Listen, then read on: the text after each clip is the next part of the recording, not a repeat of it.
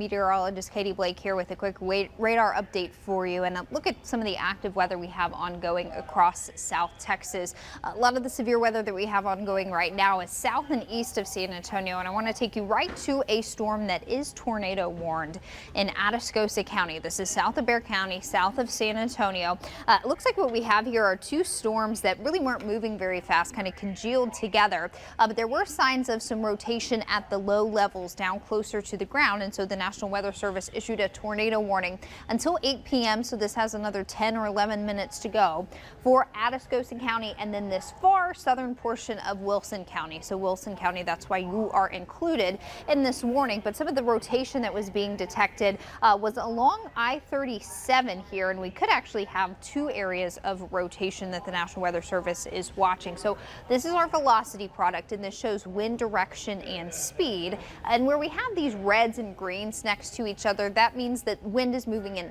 different directions, opposite directions, and that's an indication that there could be some rotation, potentially a tornado.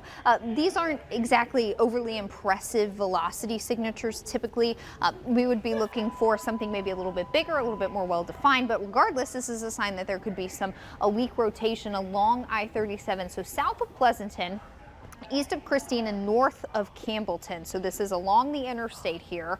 And then we've also got what looks like another area of rotation maybe down here to the southeast. So something that we're watching in these storms. And again, this was looking like two storms that kind of merged together. So what I have here are the polygons, the severe thunderstorm polygons. Those are in orange here. We've got one that includes Pleasanton and one that's just to the north of Campbellton. And that tornado warning is kind of in between. So we've had two cells that have kind of merged together, showing some signs of rotation. So if you're anywhere within these orange boxes here, that's Pleasanton down to Campbellton, up to south of Floresville in Wilson County, we'd like you to go ahead and be in a safe spot in whatever building you're in. If that's your home, it could be an interior closet or bathroom somewhere on the first floor.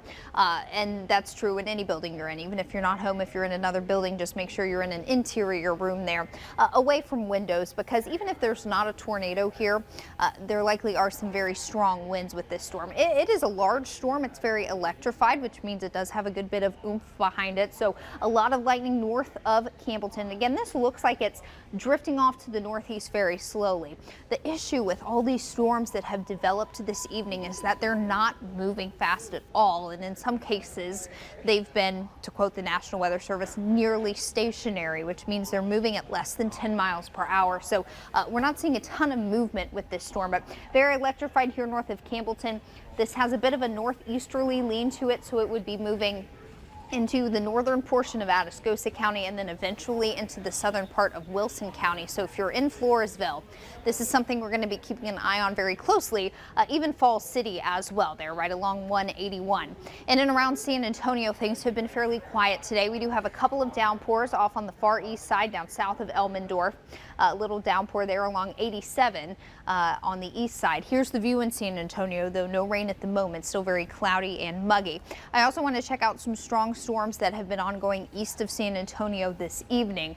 We did have at one time 3 severe thunderstorm warnings here, but those storms pulsed up. They were intense for about a half hour or so, and then they really kind of fizzled out. But we've seen some redevelopment down near Cuero. There's a little thunderstorm cell there.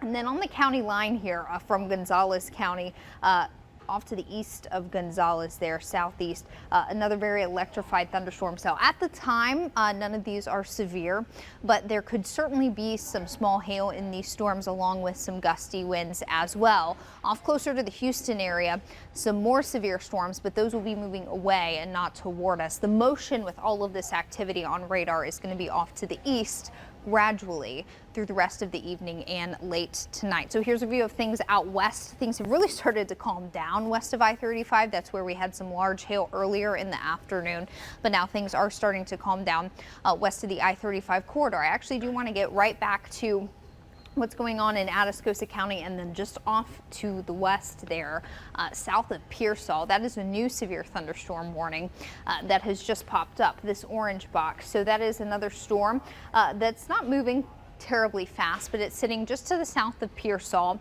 And it looks like as they've drawn the warning polygon on this storm, the motion would be off to the east with maybe a little bit of a northeasterly tick to it.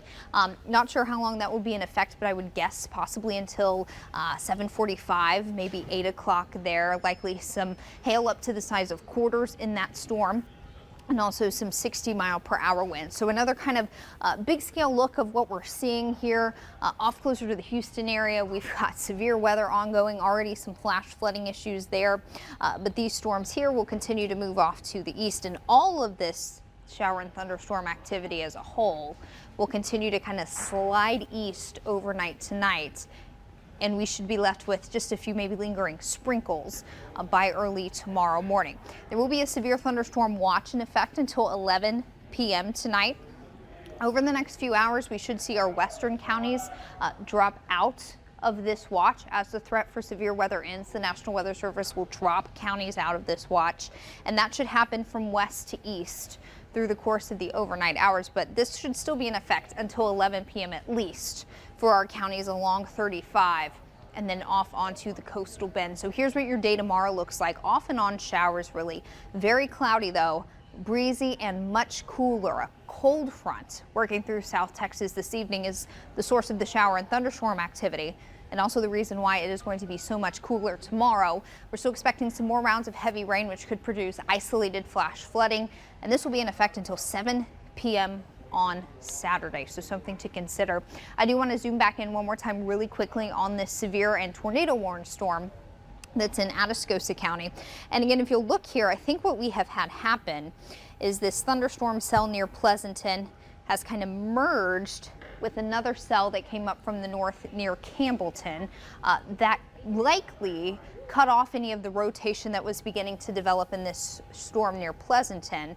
But what we've got now is a very intense thunderstorm cell sitting kind of right along 37, drifting very slowly off to the north and to the east, closer to a portion of Wilson County, and that may even drop into the western portion of Karnes County as well. So there's just not a whole lot of movement to this storm, so we're going to have to watch it really closely, but I do not anticipate this making it north into Bexar County, and I do not anticipate this storm affecting San Antonio. There's also a new warning out for this thunderstorm cell south of Pearsall, and I can just tell by looking at this storm on radar. You see all that purple there? That's an indication of heavy rain, yes, but also a better indication of very large hail in this storm, and I'm not sure of the specifics because I'm not at my computer at the moment, but this is a severe thunderstorm for likely some larger hail, at least the size of quarters, 1 inch in diameter. Likely could be even bigger than that. That's just my thought looking at this directly on radar. Likely also some wind gusts there, could be as high as 60 miles per hour. So a mess right now from Pearsall along 35 into Atascosa County. Again, this storm, we're trying to get a better idea of the movement here, but I do think it's more easterly than anything else, which would take it into Karnes and Wilson counties, kind of right along the county line here. So if you're in Karnes City, and especially if you're in Floresville, I do want you to pay attention to this storm. This tornado warning is until 8 p.m. That's 3 minutes from now. So if you're watching with us live, I do want to wait until this expires, until we hop off of here, just to make sure. And looking at velocity, again, the wind speed and direction in a thunderstorm, we're not seeing a well-defined, what we would call couplet on velocity, which is where we would see the red and green right next to each other, very bright in color. That indicates that there's some strong rotation. Not seeing that now. It was actually looking a little bit better a couple of minutes ago.